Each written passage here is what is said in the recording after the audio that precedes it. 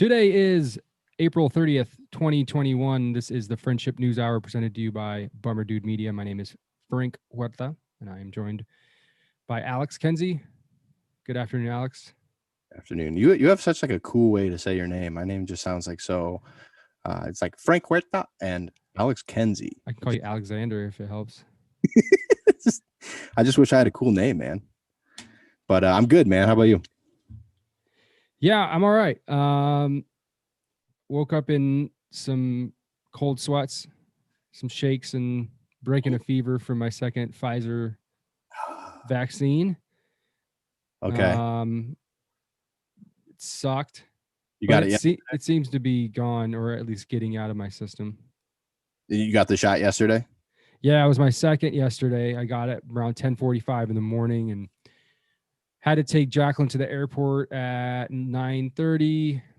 Went to bed at like 10:30, 11. I was fine and woke up in the middle of the night, freezing cold and shivering, and got my blanket and woke up around 5 with a fever and shakes and just and super achy too. God, I feel like I hit by a Mack truck, man.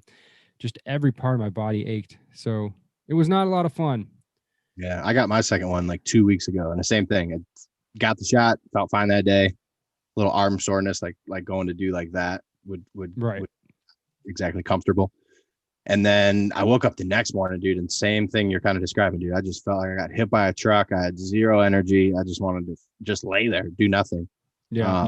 And then so I just did. I just kind of chilled all day. And then I woke up the next morning and I was in like a full sweat. I'm laying in like a wet ass t-shirt. My bed's all wet, pillows all wet, like when you sweat out a fever. But I felt completely fine. So hopefully tomorrow you feel better. Yeah, I hope it's a one-day thing. I mean, that's what I've been told. Jacqueline went through the same thing. She had a fever and broke it in a day, and then it was fine the next. So hopefully that's all it is. It's the worst I've felt since the pandemic started. Yeah, I saw this thing online that cracked because it's happening to me right now. It said I made it through a year-long global pandemic, but pollen is kicking my ass. Yeah, hilarious. I told it once during the whole thing, but like this whole week, I've just been literally just constantly congested the whole time, and it's like, man, that shit's worse than COVID was to me. Yeah, seriously. Seriously. Well, I wanted to start today's show off with a quick story of friendship. This is the Friendship News Hour after all, and we've been going into some pretty heavy topics as of late, so I wanted to switch up a little bit. Heard about this story. It's actually a book coming out called Saving My Enemy, and the book is written by Bob Welch, who's written a bunch of different historical books, mostly at World War II. And this is a story of two enemies who fought against each other and became friends decades after the fact and had their friendship transcend generations. Just a really cool story. And I think it helps us put into perspective just how silly our squabbles are in the here and now, particularly when you look at them through the scope and the lens of what these guys had gone through. Mm-hmm. So the story follows Don Malarkey, who's an American who grew up in Astoria, Oregon, who's part of the Easy Company. And if you are familiar with Easy Company or World War II, that's the Band of Brothers. That's what the show was about. Was about the company that this Don Malarkey was in. So he grows up in Oregon and has a great life, you know, backcountry Oregon, fishing, hunting, playing. Had dreams of going to University of Oregon and being a lawyer, and then World War II comes along. So he had a couple uncles that died in World War I. He felt a calling to go serve his country, and so off to war he went. And the counterpart of the story is Fritz Engelbert, who was a German national and a member of the Hitler Youth. And if you've ever watched Jojo Rabbit, you ever seen that movie? I need to. No, I still have not seen it. It's it follows a kid in Hitler's youth in Nazi Germany. So if you've seen that movie, you'll get an idea of what Fritz Engelbert went through as a child. It's like basically Boy Scouts on steroids. Ton of racism, a bunch of military aggression, and Hitler's more or less replaced God for the German people at this time. So these kids are praying to Hitler, and little girls would come home from Hitler youth camp and tell their parents they loved Hitler more than them, and the parents would probably tell them that was a good thing. I mean, this is just what the time was. Ironically, this guy Fritz's dad was not sold on Hitler. He served in World War I. He saw the destruction of war, and he saw Hitler's dad, or Fritz's dad saw Hitler as just a guy who was going to inevitably lead the country to war and to ruin. So it was a big embarrassment for Fritz, and he had to sort of walk the balance pole of being in this Hitler youth and subscribing to everything that they did, while their parents helped Jewish people. And if you're in the Hitler Youth this time, you're probably being directed to tell on anybody. Parents be damned, anybody who's helping Jews. You're supposed to be part of the sect that is trying to get rid of these people. So once Kristallnacht happened, Fritz remarked that he was 16, and Kristallnacht is when they went and burned down all the Jewish businesses and in Germany, and really started an offensive on the Jewish people, started wrangling them up and sending them away to camps. And he remarked to smirking and just kind of thinking, yes, it's happening. This was just what he was about. So there's a couple themes in this story, and one of them is the universal theme of guilt, right? So the war goes on. Don is wrecked with guilt after the war because of all the Germans that he killed, including a 16-year-old boy, and the fact that so many of his brothers in arms weren't able to make the trip back home. He turns to alcohol. He becomes an alcoholic. He would be remarked as saying that every time he finished a glass of whiskey, he would see every man that he left in Barstone. So he just, has a ton of guilt about his part in the war. Now Fritz, he never killed anybody in the war, but after the war, as Germany fell and as the atrocities of Nazi Germany came to light, he couldn't help feeling guilty for being a pawn in the Hitler Youth, and later on in the war, and just kind of being a pawn for Nazi Germany. So he wasn't an alcoholic, but he was just a silent brooder. He just kind of kept in that internal storm and threw himself into his work, but nothing ever really got better for him. And his kids noticed it, and he wore it on his sleeve. It was very apparent. So anyway, we fast forward to 2004. There's a sergeant in the U.S. military by the name of Billy Maloney. He's in charge of some soldiers in Iraq, and he thought it was a good idea to get some of the Band of Brothers guys in to help rally the troops in Iraq. So one thing led to another, and the sergeant had this idea: hey, what if we bring these Band of Brothers guys to Germany and have them meet up with some Germans? And everybody thought it was just a crazy, stupid idea, as you might imagine. Yeah. But they called up the Easy Company guys, and they asked them, and they kind of said, hey, why not? Let's give it a go. And they contacted some Germans who were still living in Germany that served in the war, and they were reluctant as well, but they came, and they met up at this pub in Germany, and Fritz was on the fence of going, and his sons pleaded with him, and they said, hey, listen, I think this is going to help you. I think this is going to help heal your wounds. I think this might be good for you. They pled with him to go, and so he went. And his biggest reservation, and we never think of this because to the victors go the spoils, but his biggest reservation was why would I go and meet with these people that embarrassed our country, and now they're movie stars? Just feeling so jaded about the fact not only that Germany lost, but that all the glory goes to the Americans. They're making this Band of Brothers show, and Saving Private Ryan movies and all this, and so he was really jaded about the whole thing.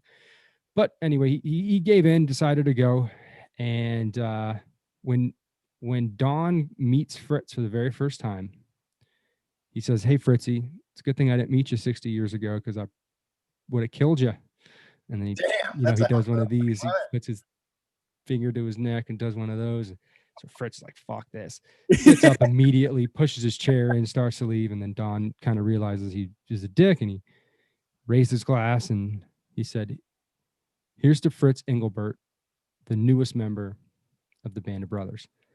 And it really touched Fritz. It kind of took him aback that he would do that, and it motivated him to stay and talk with all the members of the Easy Company that were there. And Fritz and Don particularly, got along really well, and they would begin to talk about their part in the war. And one thing led to another, and they both realized that neither of them were really culpable for the things that were weighing them down, right? Fritz forgave Don for killing all the Germans that he did and playing his bloody part in the war. And he basically said, "Hey, you didn't have a chance, you really didn't have any choice. You had to serve your country." And Don sort of forgave Fritz for the shame he felt for, being a part of the Hitler Youth. Again, you didn't really have a choice. You were a kid, you're impressionable, and you fell into this trap that you pretty much had no control over.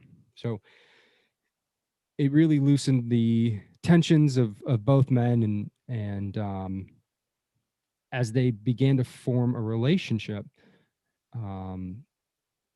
the daughter of Don and the sons of Fritz began to form a relationship, and Don's daughter invited Fritz's sons to Portland, Oregon, where there was an Easy Company reunion. So this is just a reunion of all the men that served in the Easy Company. And she invited Fritz's two sons, which is such a wild thing. I mean, these men are entering this room where if any of these other guys were more successful at what they did in the war, these two guys probably wouldn't have been there, the sons of Fritz. So it's just a weird thing to think about. But they went, and the friendship of Don and Fritz became the friendship of their offspring, their kids, and transcended generations. And it's like, if they can do it, if these people can be an example of putting differences aside, albeit 60 years later, but if they can be an example of the realization of humanity and that we are way more alike than we're different, and we all suffer from the same ailments. We all feel grief, and we all feel guilt, and we all feel shame, and we all feel hurt. And if these two men can realize it, I don't know that any of us have an excuse.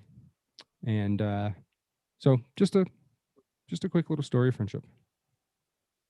Beautifully put, Franklin. Yeah, that's a great lesson, man. And it definitely can be applied to today. Maybe not on as drastic as a level or a comparison as they had and what they went through. But I mean, even between me and you, there's tons of shit that we disagree about. We went and argued for an hour about Biden's plan and religion and all these different things. And at the end of the day, it's like, we are not going to agree on everything. And this is for people all over the country, but like, you can still sit and talk and have relationships with people without being 100% on the same page and agreeing on everything. And it's so lost today. I feel like it's so divisive these days. Yeah. And if you're going off to war, even if you're an American, you're not taught about the person behind the other gun being a dad or an uncle or a son, or you're not taught about their humanism. You're taught about them as being an enemy. So I mean, it's so hard to lose it because we don't think of ourselves at war. We're not killing people, but we're at each other's throats nonetheless. And I think it's very easy for us to dehumanize people that we don't agree with, right? It's not that it's not that we agree on one issue or another. It's not that we agree on you know, a policing issue or something like that. It's that you or I are racist, or we don't care about this particular group of people's lives. We don't care about the advancement of these people. You know, it's not that our ideas are bad, but it's like inherently our ideas make us bad. And, you know, that's the same thing that they teach people who are going off to war. Yeah. Oh, that's a great story, man. We are all about friendship here. I love it. I love to hear about it. If you want to learn more about this story, I may not have done it great justice, but it's called Saving My Enemy. It's written by Bob Welch, and it is out now on all platforms that you can buy a book, and Audible as well. Post a link on the Twitter for people to find on Amazon or something too, if you want to buy it. To touch just really quickly on kind of what we were talking about last episode with the whole Biden plan. Did you watch the speech? I watched about 25 minutes of it. Okay. What were your impressions? Well, the part that I heard was actually not terrible. Mm-hmm. He was talking about making sure that everything that we bought was American made. He was talking about revamping the American infrastructure and the amount of jobs that would create, and, you know, bringing things towards a greener future. So he was saying a lot of really good things, and I think that's apparent in the polls. I think about 85% of the people were in favor of his speech, or viewed his speech as favorable. But at the end of the day, the attempt here is to rewrite the contract between the government and the American people. So, you know, the thought here is that government is going to be the driver of growth and innovation, and you're not buying it. Not my cup of tea, but that's, you know, that's where it's going. So sure. I was actually really surprised, because like anytime he speaks in all of the debates, and anytime I see him on TV, I'm always like waiting for him to like just say that thing or mess up. Like just to watch him like fumble through sentences. Like I think it's funny to me. It's a gaffe machine. Yeah. It sounds bad to say about the president of the United States, but it's funny to me. I think he is going through some form of dementia in one way or the other.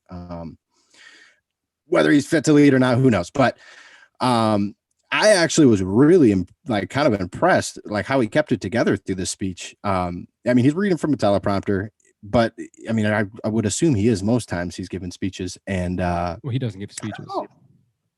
Huh? He doesn't give speeches, and he doesn't do press conferences. So that's kind of the. Yeah. Well, okay. I guess I'm more thinking back to debates and things like that. But I don't know. I was just surprised. He kind of kept it together. I didn't have any of those moments where I was like, oh shit. Yeah.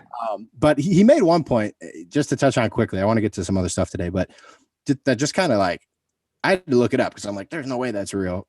But like, it's kind of got to be if he's making a statement to Congress. Like he's not just pulling the shit out of his ass. But he made a statement that said 55 of our nation's biggest corporations paid $0 in federal tax last year, and that those corporations made a combined $40 billion in profit. That shocked, that like blew me away. So I'm like, okay, this is probably, there's twisting something. This cannot be right. Like this, there's no way. So I look it up, and according to the Institute on Taxation and Economic Policy, it is 100% true. Like all the way, completely true.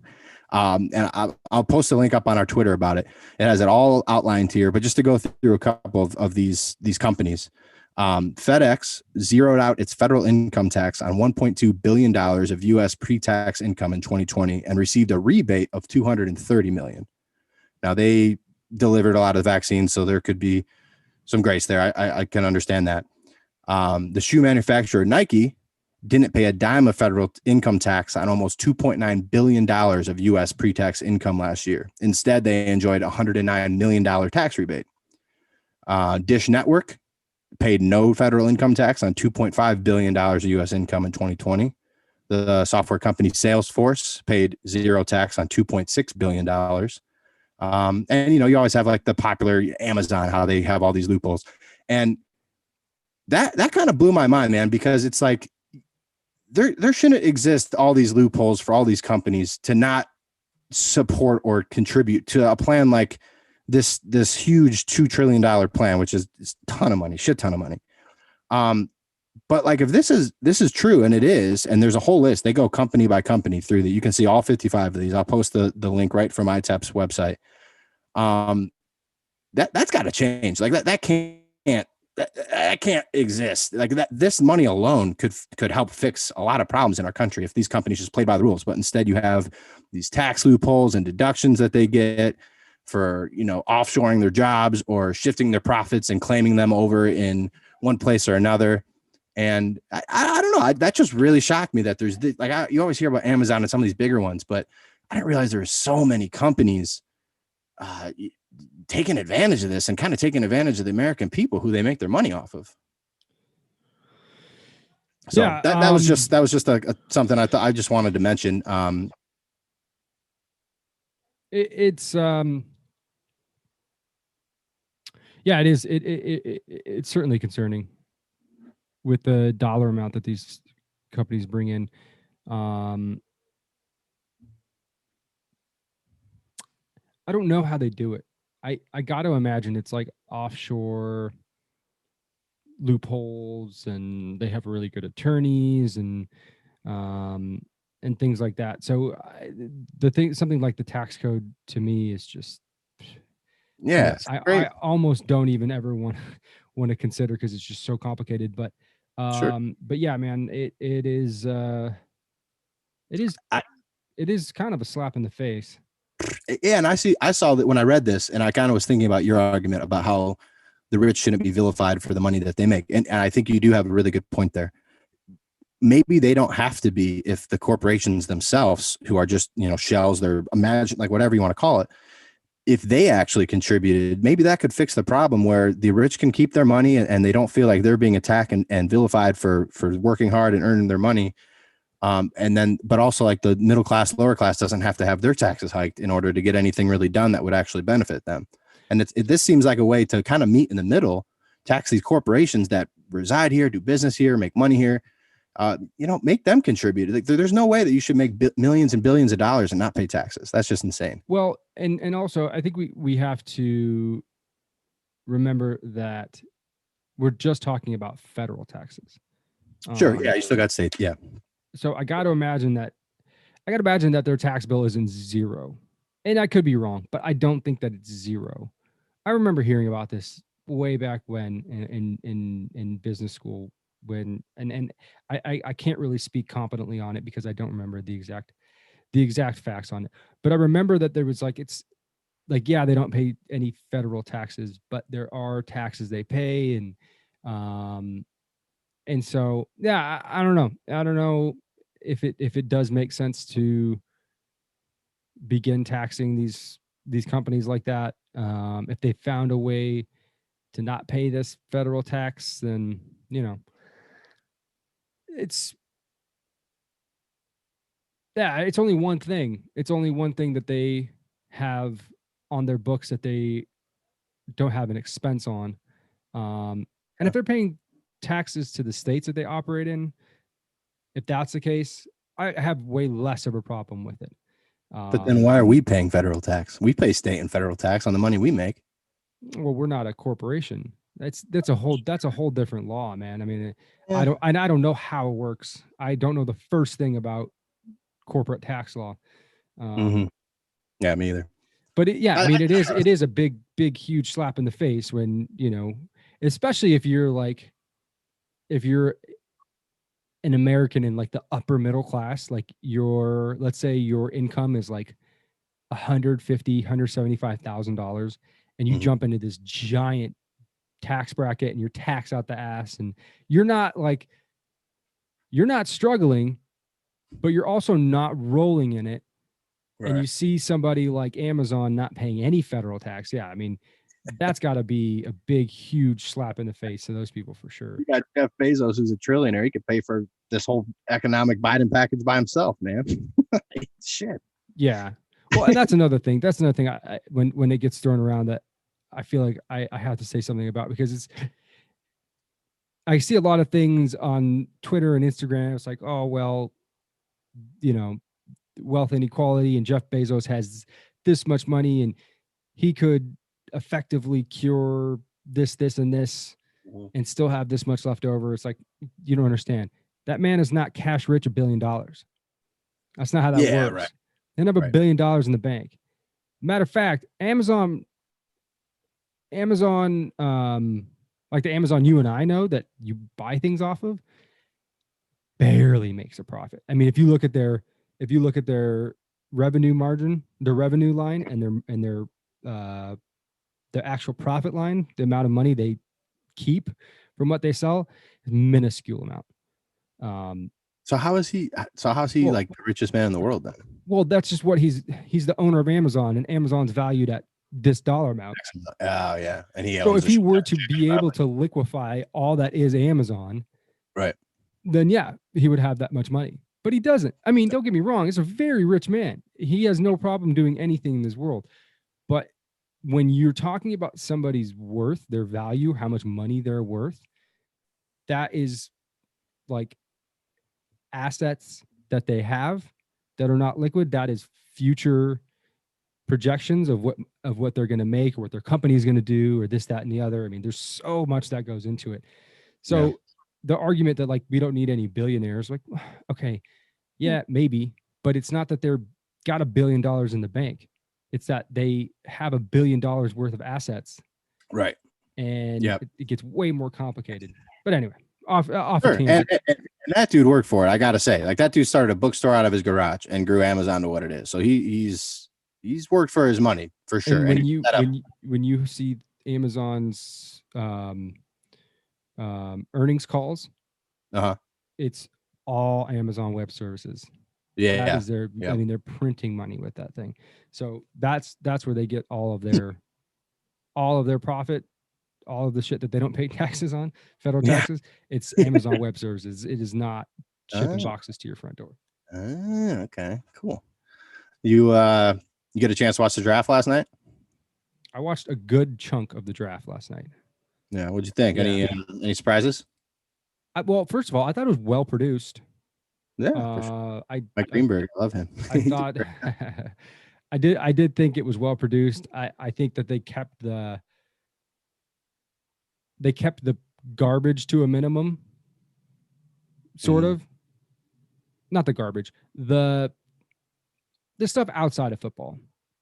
They touched on things that they were doing in communities that they were helping and causes that they were serving, but they didn't make a giant deal about anything. It was way more structured towards the football and the players. And I don't think that they tried to go super heavy into like the emotional backstories of these players and try to exploit them for that. I thought it was very well produced and very much focused on football. I think that all these quarterbacks are taking the first round is just a bunch of nonsense. The first 3 picks, man, all quarterbacks, and 2 of them one's from BYU and the other one's from North Dakota State. Like that blew my mind, man. 5 of the top 15, 16.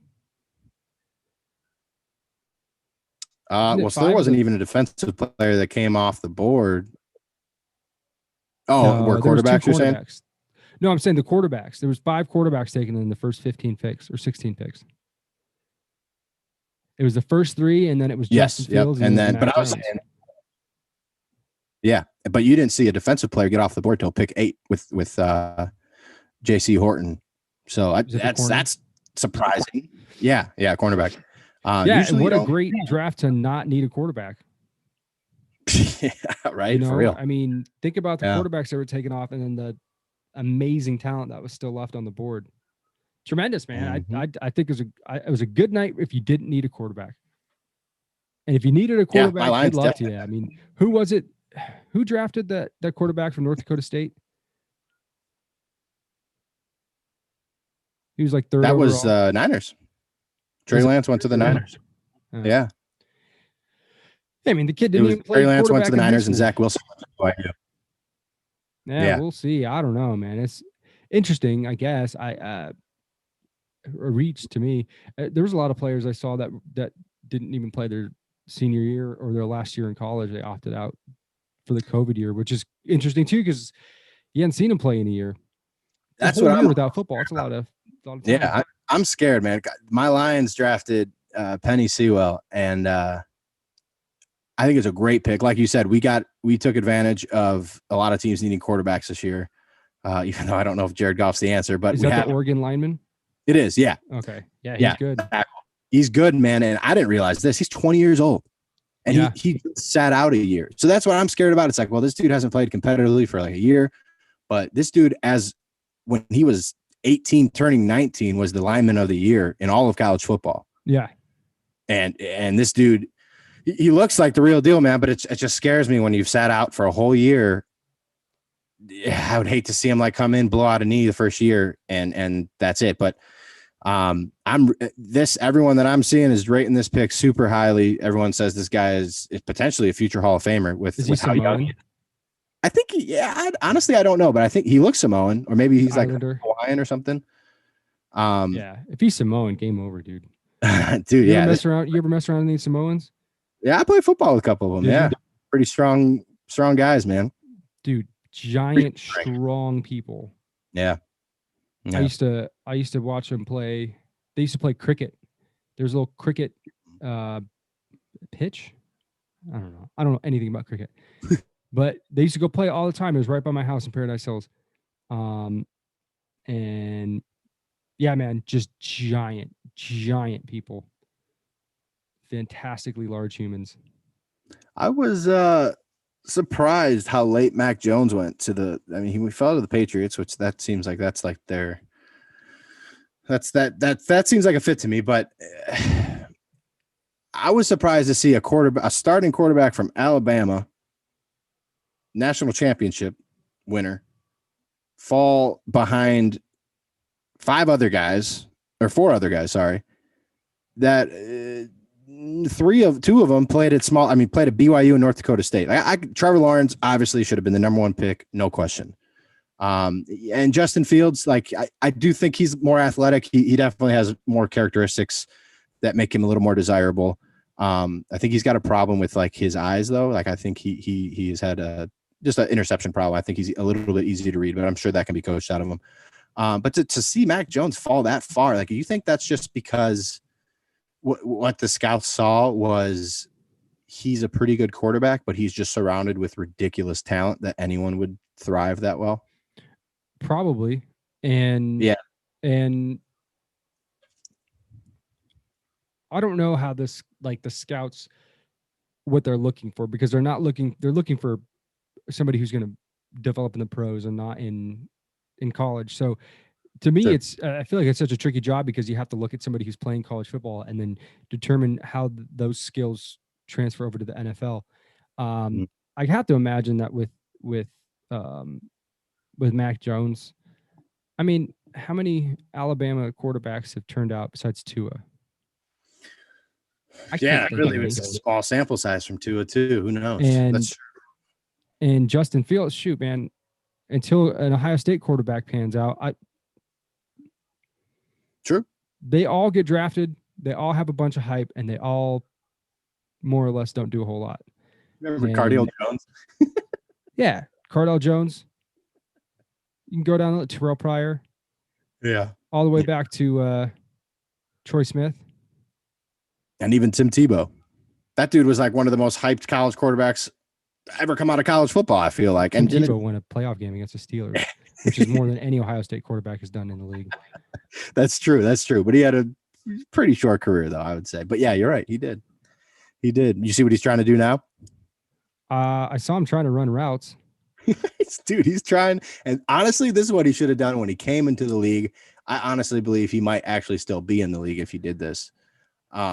He's trying to become a tight end. He hit up the Jacksonville Jaguars, to try to go and play for his old coach, Urban Meyer, for whom he won a national championship with at Florida. Him and Chris Leak kind of had a dual quarterback, dual threat system, which was awesome. It was really fun to watch. But he was so headstrong when he came into the league to be a quarterback. I'm a quarterback. And it just didn't work out. He did not have the tools needed to just have a career, just to sustain longevity in the NFL for whatever reason. And I honestly believe with his size, speed, strength, if he would have come into the league and said, hey, I'll play like a Taysom Hill role, like I'd love to play quarterback. That's what I want to do. But if it means that I can have a career, which obviously hindsight's 2020, he didn't know this at the time, but I think that is a perfect fit. I don't know about now being 10, 12 years, however it's been since he's actually come into the league, if his body can sustain it, yada, yada now. I mean, he's been a professional athlete the last 5 years, though, playing baseball. So who knows? Yeah, it's an interesting path.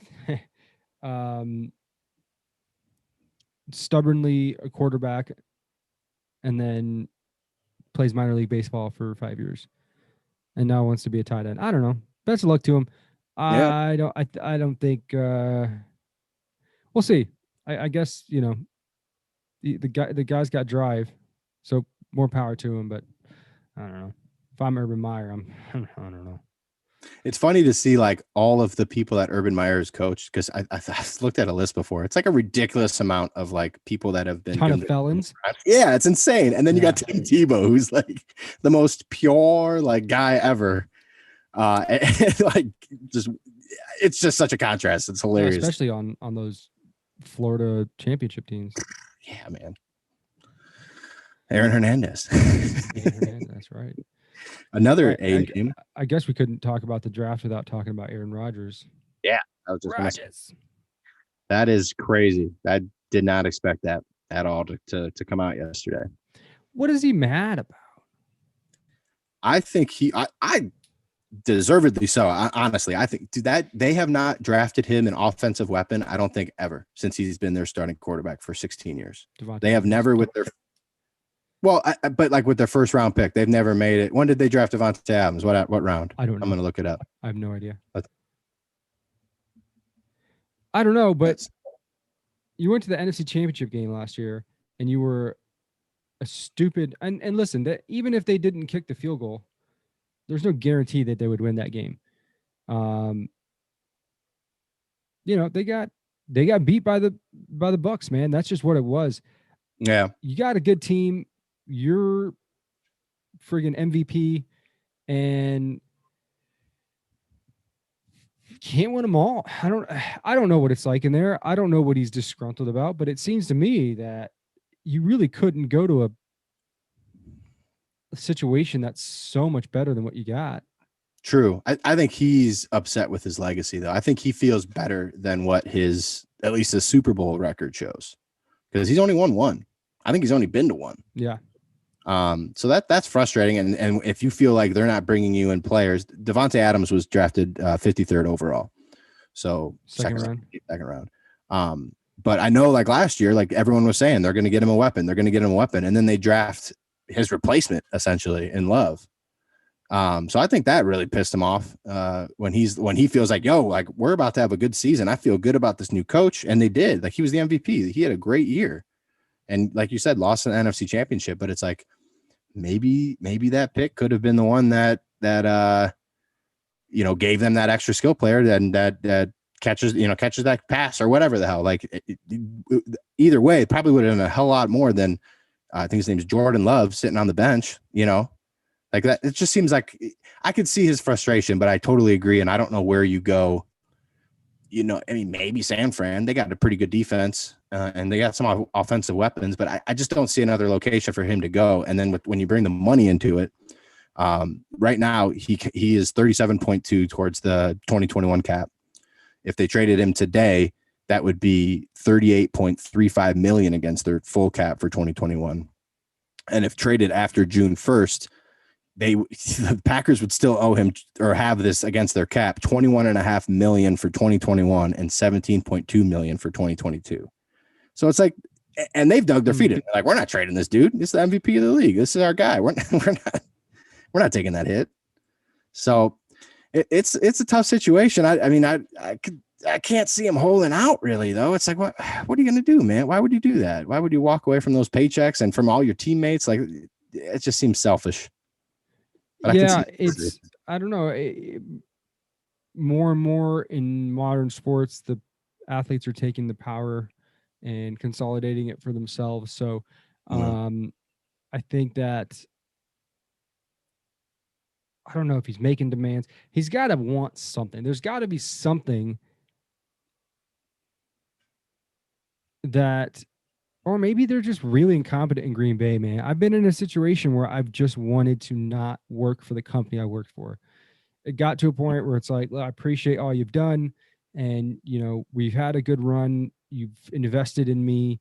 And I just fundamentally do not agree with the organization, and I cannot wait to get out of here. That could be just what it is. And if that's what it is, there's no amount of money, there's no amount of negotiations. There's not even a draft pick that you could, there's something that you could get excited about. But at the end of the day, if you're over it, if the management is going to be the same management that's going on there forever, and you know that your years in the NFL are limited, I could see that. And to be honest, I couldn't blame the guy, really. Yeah, I read a report that said he has zero respect for anybody in the front office. Well, see, there you go. How can you put on a Packers helmet, right, and you feel like you hate everybody who's running the organization that you are the face of? And specifically the GM, him and Brian Gutekunst, I think is how you say his name, or Gutekunst. They are not fans of each other. So I think it's more what you're saying there than maybe the draft picks and whatnot. Yeah. But who knows? I selfishly, as a Detroit Lions fan in the NFC North, would love to see him go play for the Niners or anybody else. That'd be great. Anybody. Anybody that doesn't guarantee 2 losses for the Lions every year. Exactly. Oh, man. Well, I wish the best of luck to him. I think he certainly earned his place, and we'll see. We'll see how it goes. It doesn't look like they're willing to budge, though. Yeah. Switching gears, did you hear about this woman that killed a police officer with a car? No. What? It's a crazy story. So there's an officer, and I'm trying to get this name right. It looks like a Greek name, Anastasios Sakos, 14-year vet of the NYPD. And he shows up at the scene around 2 a.m. and there's a crash. A driver lost control of a vehicle, slammed into a concrete wall. As they're trying to take an exit, car bursts into flames, and everyone's pulled out of the car. One person died. It was crazy. So after this is happening, this officer was redirecting traffic, and as he's redirecting traffic, and at 2 a.m., this 2013 Volkswagen Passat hit him.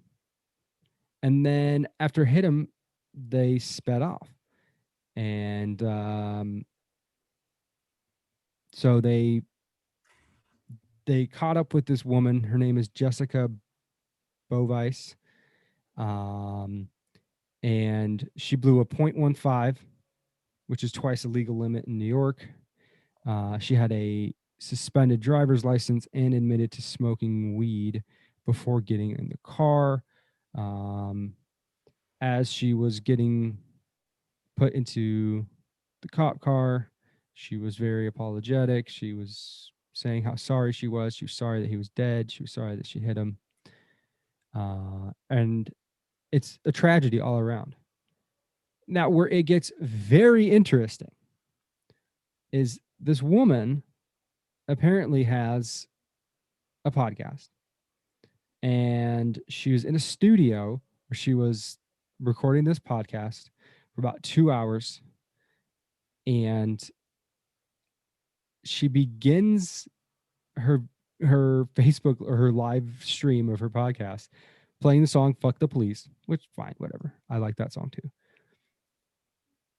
And she goes on this screed, this big, giant, long offensive against police officers. She said, if you said you were signing up for this dangerous job, right? And part of this dangerous job is that you're not supposed to be afraid, because part of that job is that people might try and fucking kill you. That's what you're signing up for. It's potential death. That's what you signed up for. She ended the live stream by saying, "Fuck the police. You guys are nothing. You're nothing but cockroaches. Fuck you. Fuck your family. Fuck your mother." All this, right? Now, this could be a coincidence, but a half hour later, she ran into a cop and killed him. Wow. Yeah. Oh my God. But if you saw, and I seen a quick video, and it was the girl that hit him, and she was getting put in the police car and getting taken presumably off the jail. And they had a bunch of cameras out there, and they were asking her questions, and she's just, just beside herself. You could tell she was very I wouldn't go so far as to say she was remorseful, but she was very sad that the situation happened. And she said, "I'm sorry." And they go, "What are you sorry for?" And she goes, "I'm sorry that I hit him, and I'm sorry that he's dead." And you think they would be able to prove intent with that? I think it's impossible to prove intent unless she just straight up said, "Yeah, I intended to kill the person and I did it." I mean, she's going to jail either way, though. I mean, I think she faces a minimum of 15 years. But just a real tragic story all around. Yeah, that is insane. So yeah, certainly not trying to say that this was a hate crime towards police. It's just interesting, the timing of it all. It could have just been she was fucked up and saw red and maybe consciously did make that decision. It could be accident right? When she was doing her podcast, it was all on film. She was taking shots, and she was using really aggressive language and tone against the police.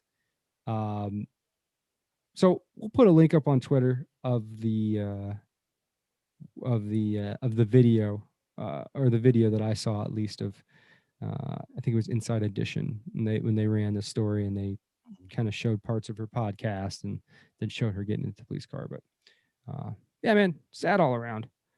And that police officer left behind a family, wife, and 2 kids, and so just tragic. Terrible. Yeah, that is terrible. Another bit of news that came out yesterday was that the Biden administration announced that it is their intention to ban menthol cigarettes and flavored cigars, including menthol cigarettes. This is becoming kind of a big thing really quickly. It in theory, like, it sounds great, like, but yeah, cigarettes are bad, yada yada yada. But it seems like an overreach of power to me a little bit. Obviously there's tons of bad things out there that people should have the choice, if they choose to do so, that they should be able to do it. Like alcohol, for one. It's bad for your body. It gets you drunk. It puts people behind the wheel of cars, or they, hit people, whatever. But like, it still should be all right to do that. And it always has been. But the Biden administration is pitching this in a way, and I don't know if I want to say using the youth, but as a way to say that, like, we're doing this for the youth because we see this as a problem. Study came out and it said around 77% of African Americans who do smoke cigarettes smoke menthol cigarettes, which are worse for you. They have fiberglass in them, which gets you more of that buzz and gives you that minty taste. So that's definitely worse for your health. But where they're seeing a lot of backlash is with the flavored cigars. So and I myself am a little upset because I am a smoker of backwoods. That is my preference. But many people like White Owls, they like Swishers, they like all these different kinds, and all of those would be under this, if this happens, those would all be gone. Dude, there would be one brand of White Owl, one brand of backwood that is just plain, which is fine. Like, I'm cool with a plain flavored black backwood because I like that tobacco. Like, that's why I smoke them for, is because I feel like it is the most natural tasting of them to me. But, a lot of people feel quite differently about that, and like a lot of different variations. They like their white grapes, their peaches, their white Russians, all different kinds. And how I can't help but think a little bit that this is like, not that they're targeting Black people, but that it's like affecting them a lot more than it affects a lot of other people in a way with this policy. Yeah. So it looks like the emphasis is on the flavor, and that the flavored cigarette is what they're going after, the flavored tobacco. I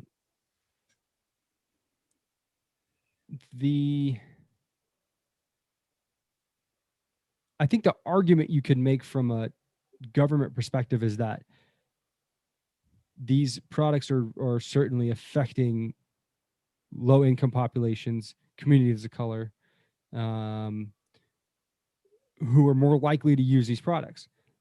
I don't particularly like any one government agency telling me that this one thing is good for me and this one thing is not good for me and it's bad for me, so I'm going to ban it. However, I think it's indisputable the health risks of these kind of products. So for me, I would say, well, I mean, if you had a good argument against why, outside of it just, being for the sake of freedom, then, I'll listen. But it seems to me a step in the right direction, health wise. What is the next step though? Like, we're going to ban all flavored alcohol? Like it's you can't tell people what to enjoy in that regard, to me. Like, especially if you're a fan of liberty in the vein of health, because like, who's to tell you what is healthy or not healthy? You can go to McDonald's every single day and fill your body with shit if you want to. You can go and drink at a bar every day if you want to, and destroy your liver and all your kidneys and everything if you want to. Like, a lot of people don't, some people do, but like, that's the individual liberty to do that. Like, you can't be told by the government, in my opinion, like what flavor or variety of a product you're allowed to have. Yeah, that's a tough one, right? Because if we were to come out and next week and say, hey, we're thinking about banning any fast food product that contains more than 20 ingredients, or contains more than 5 ingredients that are not natural, or whatever, like whatever their reasoning is for why it is that thing is bad. I do agree that you should be able to poison your body however much you want.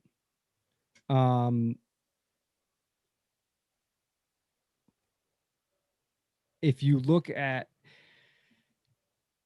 the question is like, why is it that there's a disparity of communities of color that are more likely to use these products? Could it be that there's been like targeted marketing to get them to do it? Could it be that there are studies that show that smoking menthol cigarettes is just as bad for you, or not worse than regular tobacco, and that it leads to lifetime use, and maybe the banning of menthol cigarettes would be a step in the right direction of people kicking the habit altogether? Man, I don't know. Yeah. It is interesting to ban a segment of tobacco and call it good. If you're still going to sell cigarettes, to me, what the hell is the point? If you really want to dissuade it, you could just like impose another tax on it, and make it so that it's not even affordable. Give you the option, but just like, that to me is the best way to dissuade anybody, is just make it crazy expensive. Sure. But and it just blows my mind that like a large majority of people that perhaps helped him get to his office are now going to be like almost targeted with this policy. It just seems, it seems backwards to me. It does seem like a very aggressive tactic. For sure. Yeah. I mean, I think you and I can talk from, we live that life, we know exactly who smokes menthol cigarettes. We know that. It's so funny. I was at work, it's probably about a year ago, and my old boss was at his desk, and he had a pack of like strawberry Swishers. And I was like, hey, what are you doing with those? He goes, I like to smoke them on a long drive. Oh, you smoke those? He goes, yeah. And I was like, I've literally not ever met anybody who didn't smoke Break that thing down. Swishers that didn't have weed in them. Yeah, right. And he told me, he goes, oh, I've never seen anybody smoke weed in a Swisher. And I was like, well, that is crazy. Yeah. You know, and that's, I think I couldn't pick out a number out of my head if you asked me to, but if I were to just sit here and assume, my assumption is that the large majority of flavored cigars are for weed consumption and probably nothing else. I'm sure there's a decent amount of people who smoke them just to smoke them because they're cheap smokes. You know, I love a Black and Mild, a wood tip or whatever. I never go get into anything crazy like flavoreds, but you gotta freak them though. Always gotta freak the blacks. Yes, you do. Shout out to Brian Duncan, who taught me how to freak a Black and Mild. Shout out to Chris Cleveland. But yeah, man, I don't know. It's, if you're gonna do it, might as well just do it. Get rid of tobacco altogether. But maybe there's something we don't know about menthols that is just really bad. So yeah, you can find bad statistics on all that shit though, man. Alcohol, fast food, it just seems weird now to do that to me. Agreed. Yeah, I will end my opinion on this by saying the more freedom, the better. And I'm more likely against the banning of a segment of a product. If you want to ban a whole product wholesale, I'm probably still against it, but I'm way more willing to listen to that than just picking apart one segment of a product like this. This guy fucks with freedom, everybody. Don't forget it.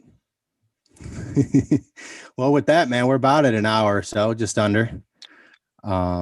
Any other points, any other things you'd like to bring up? Man, I'm gonna go chug a bottle of Pedialyte. Oh yeah, get better. In the meantime, if there's any questions, comments, concerns of anything we brought up, anything you want to say or ask us, if you want to sponsor the podcast, we'd love to hear that. Just shoot us an email over at bummerdude.media@gmail.com. We'll be sure to get back to you.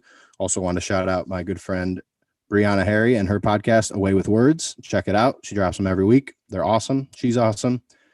She also has a daily one where she just kind of gives you some affirmations, some things to think about as you start your day. I find them very helpful, very calming, just a way to collect myself before I start the workday and deal with all the bullshit that comes with life. So shouts out to her. And with that, we will see you next time. Adios.